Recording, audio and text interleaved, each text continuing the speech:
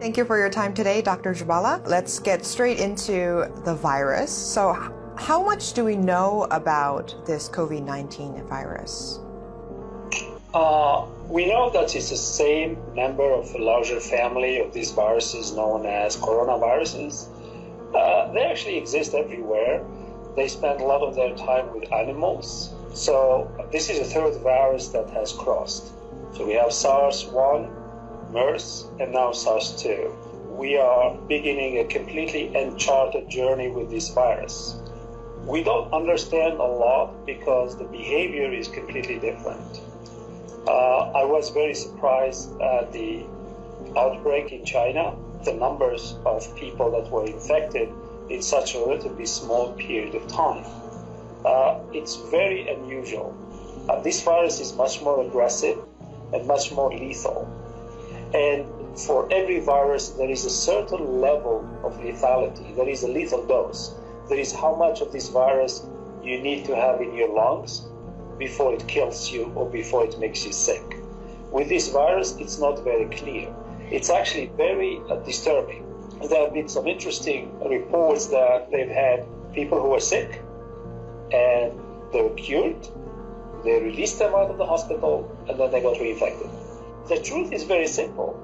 The assays that we do every day to test this virus, they can only test a certain limit. And if the virus level goes below that threshold, you're not going to detect it, meaning you're going to release the patient and say you're healthy enough to leave. What I find alarming is we are releasing all these patients, telling them they are virus-free and they go back to the community.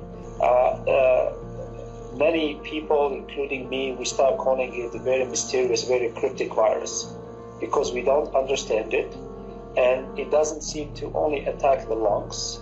It seems to also attack the heart, and it seems also to attack the liver. There's so many unknowns about this COVID-19, and China, the Chinese government, is responsible for this lack of information. Do you think this is actually becoming an obstacle for developing a vaccine sooner? China is not forthcoming with a lot of this information.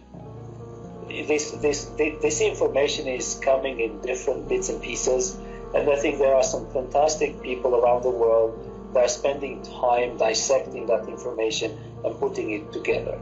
It's not so much for developing a vaccine, but to study the trajectory of where this virus is going. Right now, we're in the middle of a storm, and a vaccine is not going to help.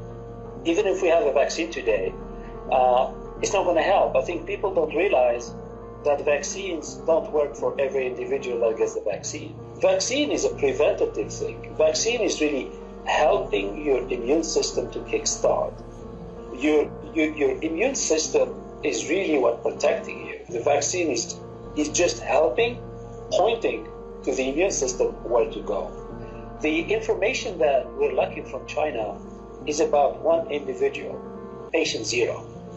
The case in Italy, the cases in Iran, we have few cases in the United States, especially on the west coast of America, where we can't link that fingerprint to the virus from Wuhan. So without that information of that patient zero in Wuhan, it's really, we are in a bad situation to understand where this virus is going. So that information will be really critical for us to understand the evolution of this virus. And that would really help us stop the spread, not to treat the virus, really stop the spread. So you're saying that the patient zero is the key to understand the nature of this virus and contain this virus? So, yes, patient zero is really critical to tell us what were these, what we call advantageous mutations. One time it can infect us, that's the transition. It means now this virus figured out that the virus has the key now to borrow, not just to borrow our engine, to borrow the whole body as an engine for the virus to spread. The only way to keep it at bay, if you have a very good vaccine that makes antibodies that's going to neutralize the virus and clear it, that's wonderful.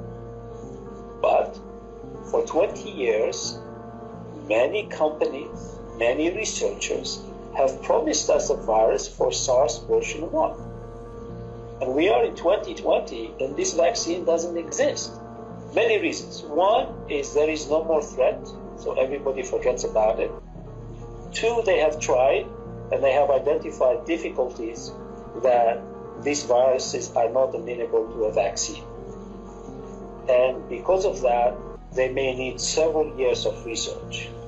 The best comparison to that is the Ebola virus in Africa. The only reason we got a vaccine for Ebola is because Ebola decided to leave the continent of Africa and start infecting people in Europe and in America. So those people start getting worried about the Ebola spread on their own soil. And that was the push for government funding to get those vaccines done. Companies will not make vaccines if there is no one to buy it. They only make it when the government is under crisis. So the government can write the check and sign the check and hand over the money. But those governments have not seen a vaccine yet for SARS, and there hasn't been a push for it. Now, perhaps, they will try something, but I am not holding my breath. We are seeing a rapid spread of this virus, and the WHO declared that the spread of this virus is a pandemic. Why is this virus traveling so quickly around the world? So this virus is traveling with new friends called bacteria. These bacteria love to live in confined environment like an airplane. They live on the hard surfaces, they live on the soft surfaces. We, as an unaware patients, we're going to sit on that seat on the plane, we're going to touch everything, we're going to read the magazine that 200 people read it before, and each time somebody touches the magazine, we leave some bacteria in there. And as soon as those people land in Italy, as an example, and get out of the airport, now they're going to spread this thing everywhere. But as soon as you get into a patient who are in the higher category of age and have underlying diseases, you start the factory. But the virus that woke up in Italy is much more aggressive than the one who left the plane from China. Mutations. And now it's much more aggressive that what's going on in Italy today, we can plot it on an exponential curve. It's scary.